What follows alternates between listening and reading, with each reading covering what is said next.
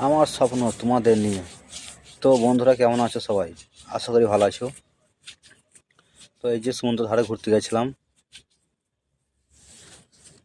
আমাদের রুম থেকে জাস্ট কিছু দূর, 2 মিনিট লাগে যেতে, তাই ঘুরতে গেছিলাম।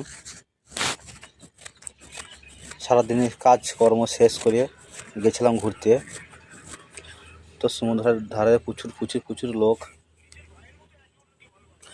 ওই দূরে দেখা যাচ্ছে প্যারাশুট উড়ছে,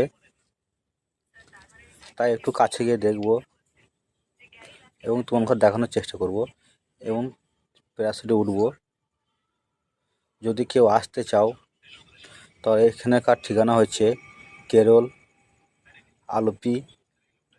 স্টেশনে নেমে স্টেশন থেকে 2 মিনিট লাগে। এখন এখন এখানে মেলা হচ্ছে,